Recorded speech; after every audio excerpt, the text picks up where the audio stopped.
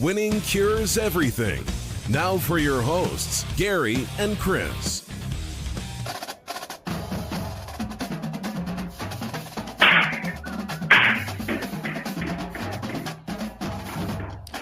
Welcome in, Winning Cures Everything. It is the Friday, March 18th edition of the show. I'm Gary. I'm Chris. And we know that it is March Madness, and you guys are interested in college basketball that's going on, et cetera, et cetera. But look, this is a football show. We dominate this show with football talk, and my God, since we are both out of town this week, Chris and I are going to talk about some college football. We're just going to debate some stuff. We're just going to talk some fun topics, et cetera, et cetera. Not going to take up too much of your time. So, Chris, what have you got going on in the background over there, my friend? Is it really that bad? I'm about to walk back out. All right.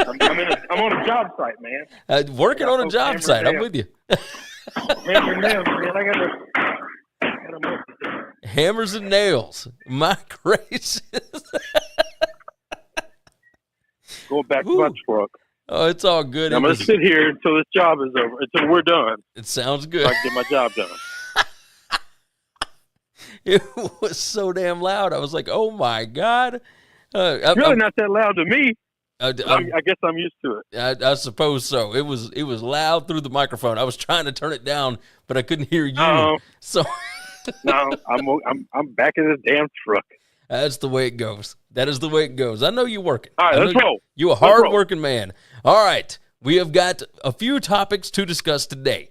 There was an article over at Saturday Down South that said that Tennessee is the next SEC East beast.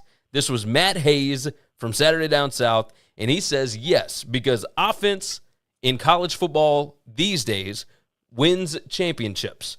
Now, I am curious your thoughts on the Tennessee Volunteers with Josh Heupel. Is this more of a fun team? They're going to be good, but will they be championship good kind of thing? What are your thoughts on them? I don't know if I'm willing to say they're championship good, but I do like Josh Heupel. I like this team, and I think they have a chance to be really good. I tend to agree that they can be really good. I don't know that Josh Heupel has ever put enough of an impetus on defense, right? And I think that's what scares me on this. And I don't know that Heupel is a fantastic recruiter. Like, that's the other part of this is I would like for him to prove it. He's always going to be able to score points with the guys that he gets, and he'll go after a certain type of guy, but I don't know that just because you're dangerous on offense, we saw their offense get shut down multiple times in his first season. Now, obviously, I expect them to continue to grow and whatnot, but we saw it whenever they would go up against really good defensive teams at UCF. The same thing kind of happened there. I think that Tennessee can continue to build with Josh Heupel. And don't get me wrong, he's still a young head coach. I wonder about this, right? He said, despite what Georgia did last season with one of the greatest defenses in the past 3 decades, there is no denying the critical importance of scoring points, a lot of points. Tennessee Josh Heupel said, we want to force defenses to react to us.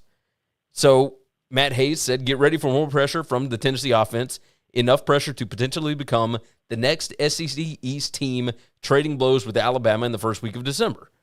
He said the concept that was laughable merely 2 seasons ago can no longer be denied. Tennessee is a threat again in the SEC because the Vols will have one of the 2 best offenses in the conference. Now, that's great when you hit on the quarterback, right? And he has certainly hit on the quarterback with Hendon Hooker. I don't know. He starts naming off, LSU in 2019, Alabama in 2020, et cetera. He said Florida in 2020 had an offense that was statistically as good or better than any in school history. And it said it was 3 blown defensive stands away from beating Alabama in the SEC championship game in 2020.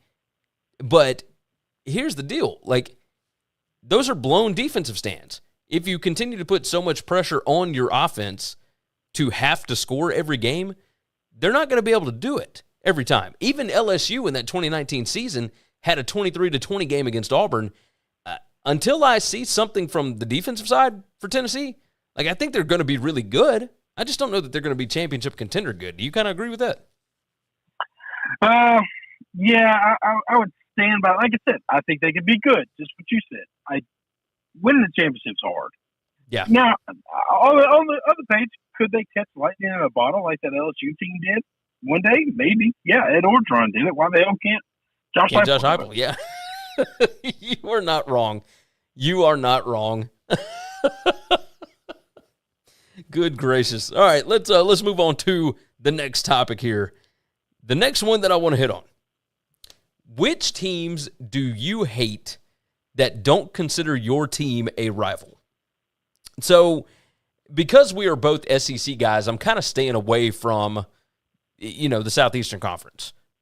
For those that are new to the show, I am an Alabama fan. Chris is an LSU fan. So we'll go ahead and get that out of here. And we do have a little bit of bias here and there. We try not to, or at least I try not to. But it comes out every now and then. So, Chris, I will let you start off with teams that you hate that don't consider your team a rival. Like, there's no real reason why you should hate them, but you do anyway. No, I got reasons. I got and I only punch up. This is just how I believe in the world. It be, but it's Clemson, Ohio State, Oklahoma. Yeah. Okay, I can get with that. In that order. I don't know that I hate Oklahoma so much. I hated them always being placed where they were because they beat the hell out of the Big 12 and they scored a lot of points. And they were always ranked, in the top 3, top 4 every year. And then they get in the playoffs, they just get the shit kicked out of them. And here's the thing.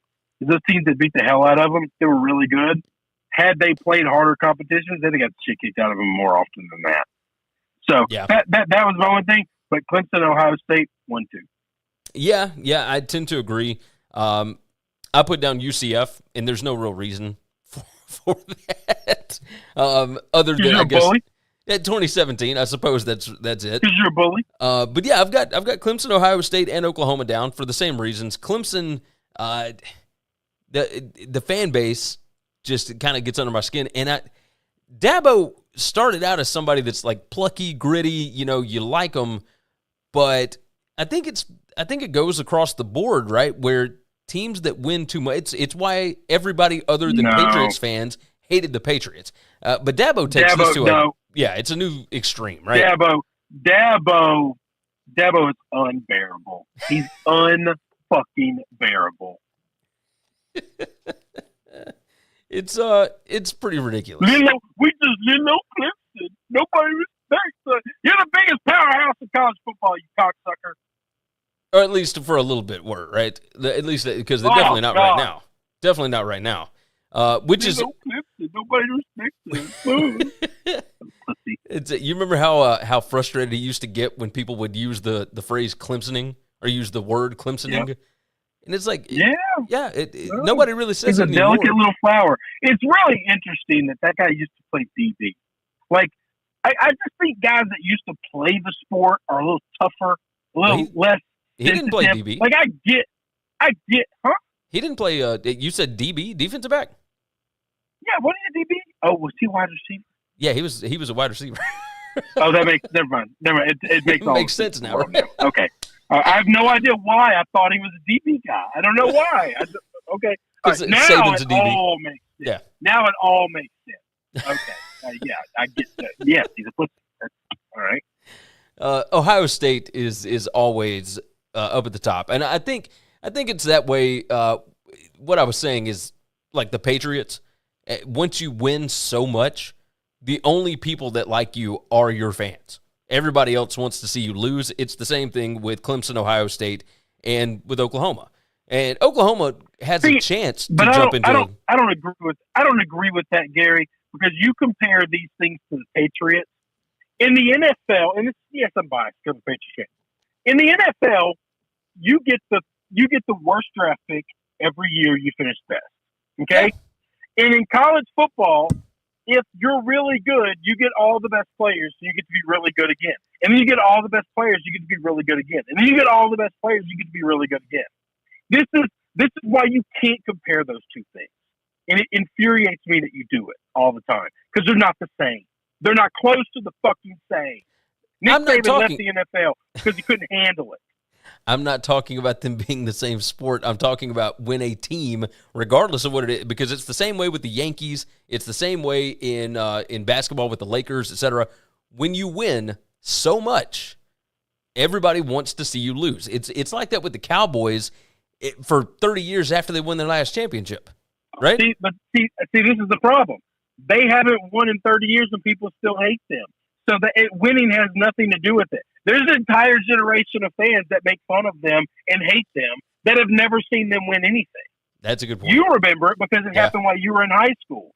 So winning can't be the reason, all right? You said the Yankees? The Yankees haven't won a World Series in 10 years, okay? Agreed. The Red Sox have won 4 since the Yankees have won 1, and the Red Sox are one of the most likable teams in all of baseball. Now, they're not beloved, but they don't have near the hatred that the Yankees have. All right. No, you're winning not wrong. Doesn't turn you into an asshole. Winning doesn't make people hate you. These people, you're using that as a crutch and an excuse. It's not the winning. They're just pieces of shit. I put Miami on here.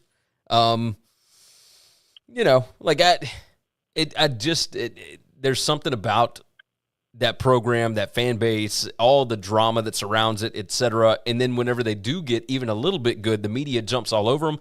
So I put them and kind of paired them with Notre Dame, right? But the media hadn't really jumped on Notre Dame all that much, and I kind of find myself pulling for Notre Dame some. So I might just take Notre Dame off of that. I got 2 others that I just irrationally don't like. USC's going to get unbearable once. That's what it was. I'm pairing USC and Texas together. Yeah, no.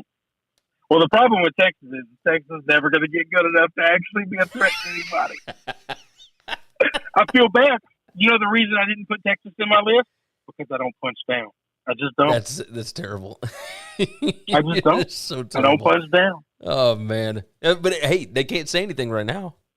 I mean, for sure. So, they finished like 4th in the Big 12 the last couple of years. What do you mean? Well, my God, what are you talking about? It's been, 10 years? Well, no, it's been longer than that since they went to a national You're championship talking about just winning the Big 12.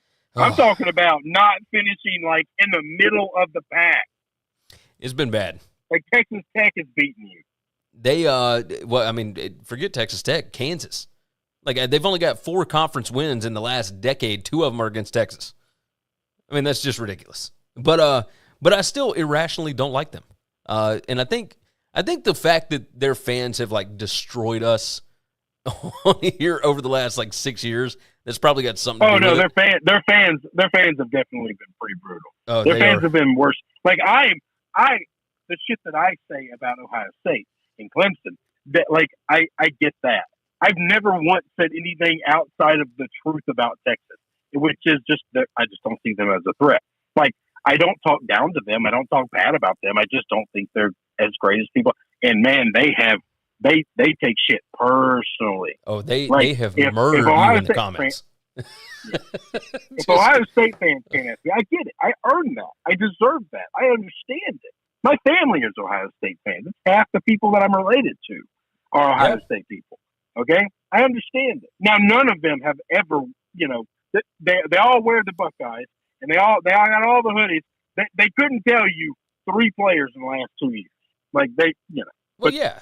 I mean, they almost treat it like an NFL team. With Texas, it always cracked me up because they went after me, too, just because of picks, right? We would just make picks on games, and they destroyed us if we pick against them. And what cracks me up is you remember Tom Herman's, was it second or third year, whatever it was, I actually picked them before the season to go to the playoff.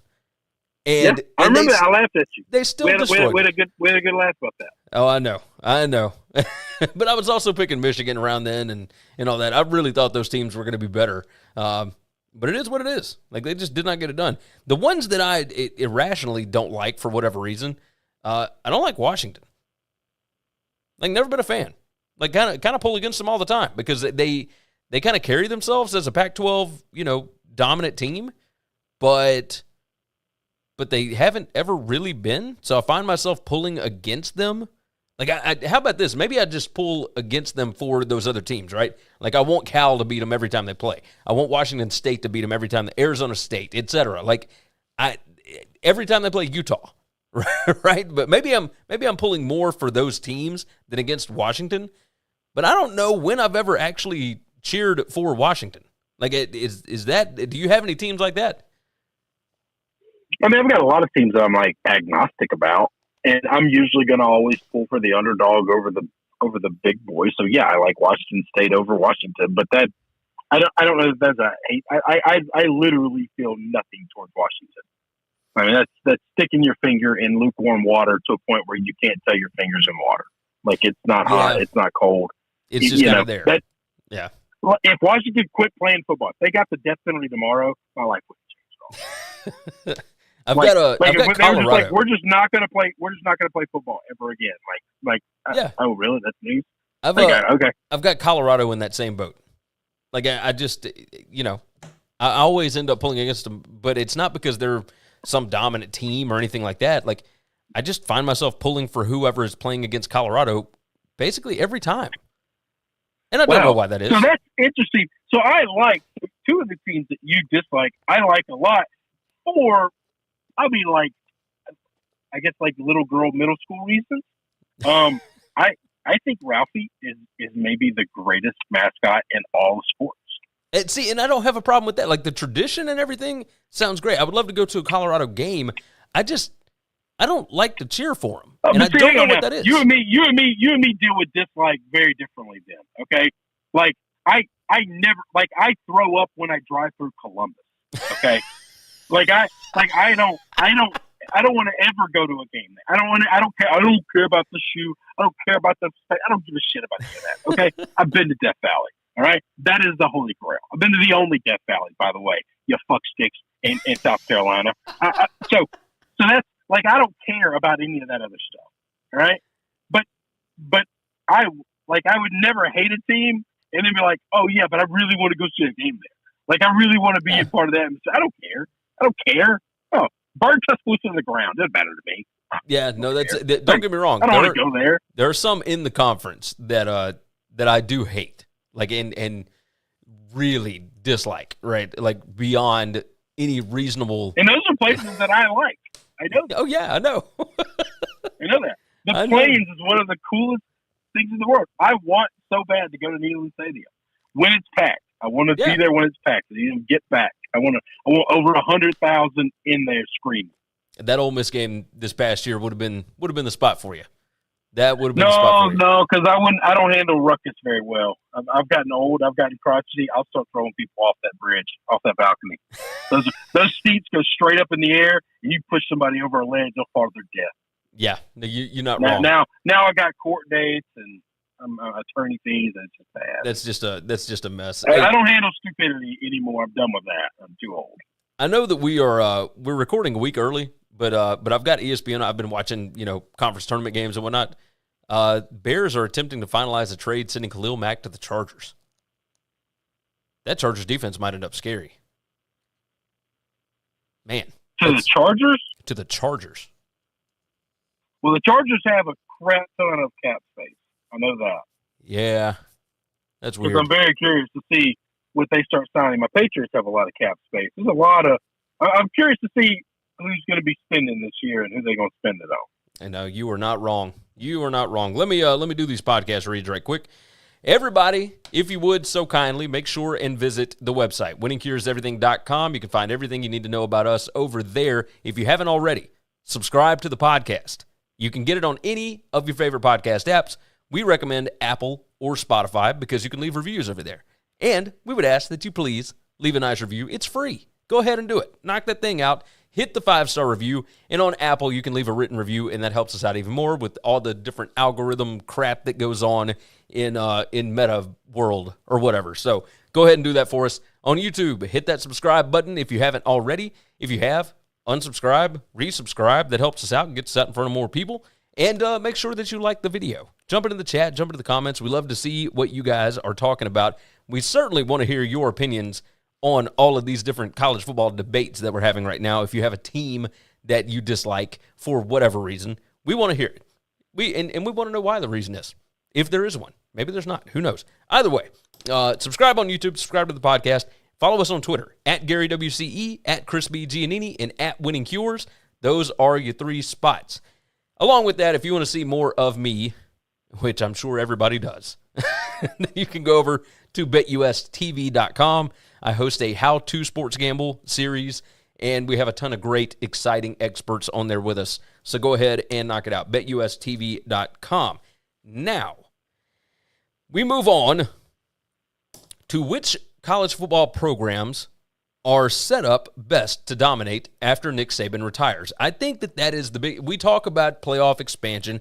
We talk about why you can't seem to get anybody else in the playoff, etc. College football has always been a top-heavy sport, but I think one of the biggest things right now is when you have a coach that is dominating, that has reached legendary status, that plays a big part in it. When Saban retires, Alabama will not be what they are right now.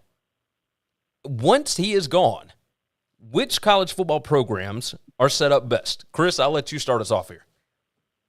I don't want to start us off. I don't want to say the answer that I know is the right answer, and I don't need Nick Saban to retire. So is the right answer Georgia to begin with? No. Who are you talking?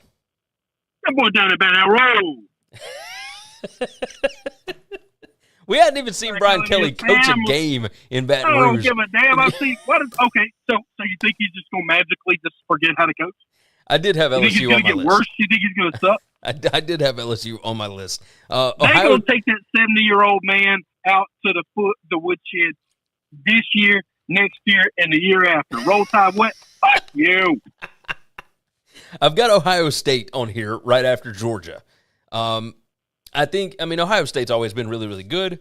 The year that they did make the national championship game, they ended up losing to Alabama.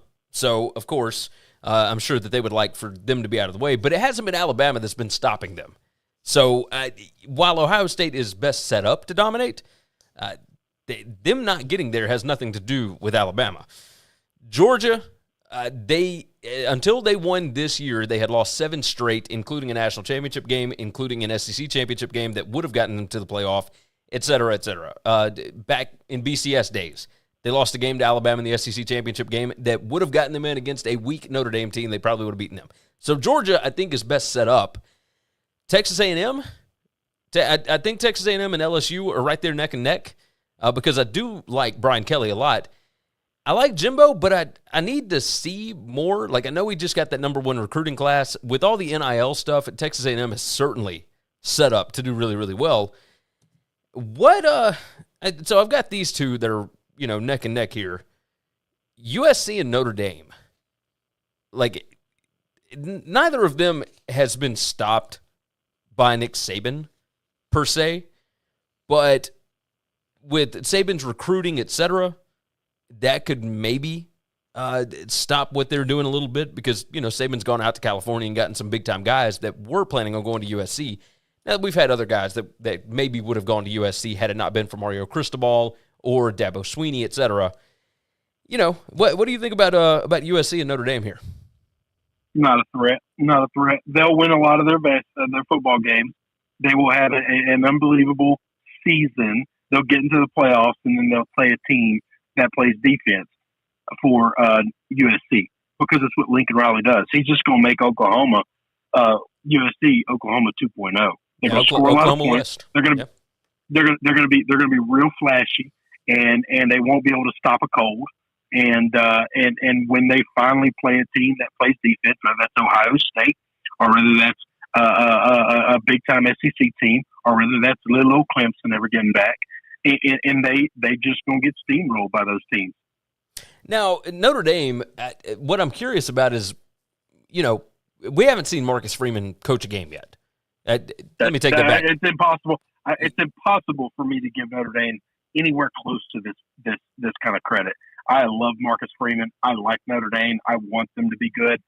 We cannot have them in this conversation. We just can't. Is there anybody else other than those 6 that I just named? And if you exclude Notre Dame, then 5.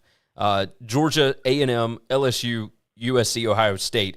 And if we knock off USC, then that's 4. Nobody's gonna do what Bama's doing because Georgia, Alabama, Georgia, LSU, and A&M are all going to take from each other. Yeah, they'll and it's not like Alabama's just going to fall off the face of the earth. Like they'll hire somebody we hope is competent. Fall off the face of the earth. Compared to what they are now, most certainly, right? But they're still going to get guys. They're still going to be competitive. I don't know that there's anybody else that's set up to dominate. Notice we have not mentioned Clemson in this. I don't trust Clemson after Brent Venables is gone. No, not at all. But even then, let me tell you what Clemson was a product of. Okay, Clemson was a product of having 2 transcendent quarterbacks there for 6 years, and for 6 years they dominated college football. Well, they dominated college football, but they really only had to dominate a weak ACC. And I don't know that the ACC is going to stay down. All they had to do was win the games they're supposed to win, and then not cock it up in the playoffs. And 2 of the best quarterbacks college football has ever seen, okay, in the conversation for best career resumes of all time, in Deshaun Watson and Trevor Lawrence, and they got 2 championships out of it. Yeah, which is more than a lot of teams. I will say that. But no, it's a great feat, and they dominated college football for 6 years. They were a product of 2 transcendent quarterbacks. Yeah, you're not wrong. You are not wrong. Let's dive off of that. I got 2 more that I want to hit on right quick, and we're already going longer than I anticipated. We got to go fast. I got to get this job done. All right, so next one on the board. Who are the most desperate college football fan bases right now? You want me to start us off? You can. I've got a couple of them. So I've got Kansas on here because they tasted it 15 years ago, right? 2007, they were still pretty good in 2008, and they have been atrocious. Now, Vanderbilt fans can say this. I've got Vanderbilt on this list as well, but Kansas has not even been semi-competent in years. Now, they've got the 2 wins over Texas, but when you've got 4 conference wins in 7, 8 years, that is as putrid as you can possibly get. Kansas, I think, is the most desperate college football fan base. You got another one that you want to name here? So we see this very, very differently. So you're scraping the bottom of the barrel, saying these are the worst of the worst. Oh, I've got some other ones. I've got some. They got to be desperate. But see, that's not what desperation is. There are people that live their entire life at the bottom of the barrel. That's not what you'll never see somebody who's just been poor their entire life ever be desperate. Okay? Because they're just used to it. It's accustomed to them. It's now how they just live.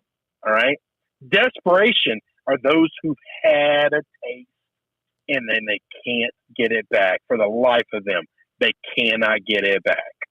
And I'm going to tell you, I'm looking at teams like, and these are teams that have won in relative recent times, recent being a relative term. I'm talking to Auburn. I'm talking to Texas. Okay.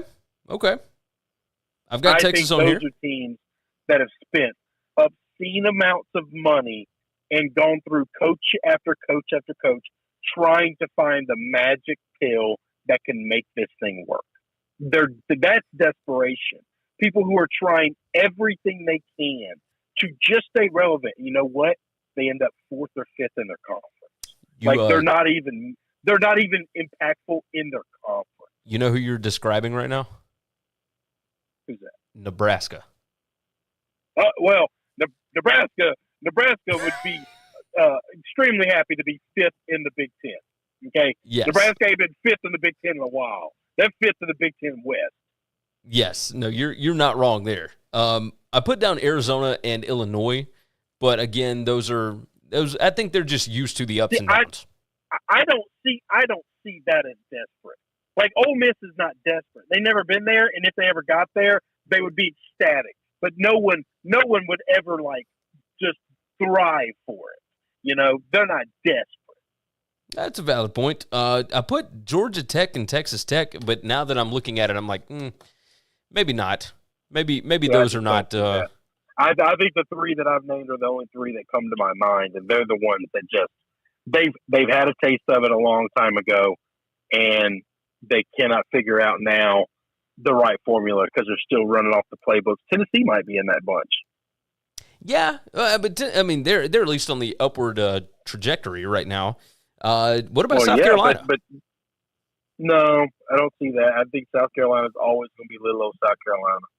I mean, they were good for a spell with Steve Spurrier. Yeah, that's it. That's why I even brought it up.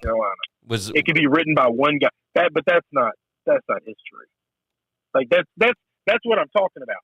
Those fans remember that time pleasantly well, but they know who they are. Hey, what do they ever want to get back? Yes, but they're not desperate. Yeah, maybe you're right. I was trying to think of some other ones that so teams that act desperate or boosters and et cetera. Miami, and desperate. Hey, what about Texas A&M? Yep. No, that's the list. They should be on there. Yeah, they've never even won one. They should be on there. Which is why they're willing to give out these massive contracts and and do all of do this for NIL, et cetera, et cetera. So, yeah, I think that makes sense. And finally, all right, we'll close out with this one. And I don't know I don't know what the right answer to this would be, but I saw it on Reddit CFB, and I thought it was a very interesting question. What would have changed if Kansas had won the 2007 national championship? Now, obviously, there was a lot. So you asked me this. Yeah. I need you to tell me what needed to happen to get them. Because I don't That's think what I was they going were. to say. At one point in time, they were ranked number one in the country, but I don't think they were ever really in danger of winning the national title. Like, Mississippi State was ranked number one in the country for a short period of time, too. You know? No, well, Kansas was number one in the country in the last weekend of the regular season, and they lost to number 4 Missouri, 36-28, which knocked them out of the Big 12 championship game. They would have gone and played against Oklahoma, but this was a fantastic Kansas team back in 2007 with Mark Mangino, all that. They ended up they won the Orange Bowl. They were awesome, like just absolutely awesome. That was the year that LSU had 2 losses and made it to the national championship game against Ohio State. Undefeated in the regular season. Well, undefeated in regulation. Yeah. In regulation, yeah. But Kansas, say they end up beating Missouri, they would still have to go to the Big 12 title and play against Oklahoma, who already had 2 losses that year, including a loss to Kansas. So, that's part of it there. But, if they had gotten that win over Missouri and then beat Oklahoma again, then, at that point, you start questioning, all right, one, does Mark Mangino still get fired for all the stuff that went on, or do they maybe try and hide that a little better? Because I think at the point that Mark Mangino got fired a few years later, like the program had dropped back off. If you win a national championship, do you think that Kansas drops back off, or is that something that, maybe hangs up a little longer? You get a few more recruits because of that. What could change? Would maybe the Big 12 have not split? Right? And like maybe Nebraska doesn't leave. Maybe all these other things that went on. Maybe all of that stuff ends up staying the same way it is. And then Oklahoma and Texas never end up leaving for the SEC. Maybe you get more of a TV deal. I don't think any of that happens. I think if by happenstance Kansas beats Missouri, and then if they beat Oklahoma, and then if they beat LSU in New Orleans, in the Sugar Bowl. Well, it would have been Ohio State, but yeah. Was that not the year that LSU won the title, but Ohio State was ranked number 1?